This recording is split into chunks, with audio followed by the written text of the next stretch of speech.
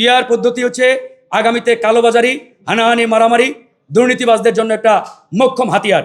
এই আনসেটেল ইস্যুগুলো আগামীতে সেটেল করতে পারবে বলে আমার মনে হয় না। এই জন্য জাতীয় ঐক্যমত্য কমিশনকে জনগণের আকাঙ্ক্ষা বাস্তবায়নের যে দৃঢ়তা, যে অনড় অবস্থান, এই অবস্থান ধরে রাখতে হবে এবং আমাদের এই রাজনৈতিক দলগুলোর সামনে ব্যক্ত করতে হবে।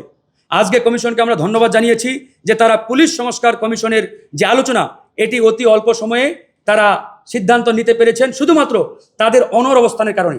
এখানেও অনেক রাজনৈতিক দল নানান জায়গা থেকে নানান জটিলতা তৈরি করার চেষ্টা করেছিল, কিন্তু তারা শেষমেশ একটা চূড়ান্ত সিদ্ধান্তের দিকে উপনীত হয়েছেন। এখন বিএনপি কি চাইলো, জামাত কি চাইলো, নাগরিক পার্টি কি চাইলো বা গণ অধিকার কি চাইলো, ডাজেন্ট ম্যাটার। এই কমিশনকে চিন্তা করতে হবে জনগণ কি চাই।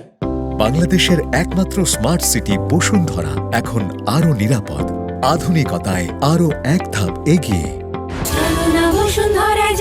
জনগণের আকাঙ্ক্ষা কি? জনগণের চাওয়া আকাঙ্ক্ষার দিকে এই জাতীয় ঐক্যমত্য কমিশন যদি ফোকাস না দেয়, তাহলে এই কমিশন দিয়ে জনগণের আকাঙ্ক্ষা বাস্তবায়ন হবে না। এই কমিশন তাকিয়ে থাকে বিএনপি কি চাই, এই কমিশন তাকিয়ে থাকে জামাত একমত কিনা বা অন্য দল একমত কিনা। তো এরকম ভালনারেবল একটা সিচুয়েশন, আপনি ডানে বামে কাত হয়ে যাবেন কোনো দলের দিকে তাকিয়ে থেকে তারা ইয়েস বলে কিনা, এ বিষয়ে যদি আপনারা চূড়ান্ত অনড় সিদ্ধান্ত নিতে না পারেন, তাহলে তো ভাই হবে না। কারণ এখানে কোনো রাজনৈতিক দল শতভাগ জনগণকে প্রতিনিধিত্ব করে না। প্রত্যেকটা রাজনৈতিক দল নির্দিষ্ট একটা গোষ্ঠীকে প্রতিনিধিত্ব করে। এখানে বড় দলরা হতে পারে একটা বড় অংশের প্রতিনিধিত্ব করে, ছোট দলরা কম করে, কিন্তু তা বলে হোল পিপল মানেই রাজনৈতিক দল, এটা ভাববার কোনো কারণ নেই। এই জন্য এই কমিশনকে আমরা বারবার বলেছি যে আপনারা জনগণের আকাঙ্ক্ষা কি, জনগণ কি চাই, সেটার দিকে ফোকাস করেন। কিন্তু আপনারা জনগণের আকাঙ্ক্ষার দিকে ফোকাস না করে দু একটা রাজনৈতিক দলের দিকে বারবার হেলে পড়ার চেষ্টা করছেন। এরকম করলে তো ভাই হবে না।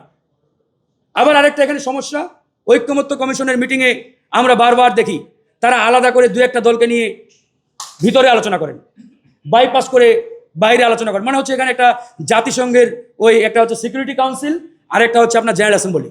সিকিউরিটি কাউন্সিলের সাথে আলাদা করে মিটিং করে এসে আমাদের সামনে থ্রো করে আর হাত তুলে ইয়েস নো ভেরি গুড আপনারা বলেন, একমত না দ্বিমত। তো এটা তো হতে পারে না। তো এই বিষয়গুলো আমরা এই জন্যই বলছি ক্ষোভ থেকে, ভাই রক্ত আমরাই তো ঝরিয়েছি, কোনো একক দলের নেতৃত্বে তো এই বিপ্লব হয় নাই।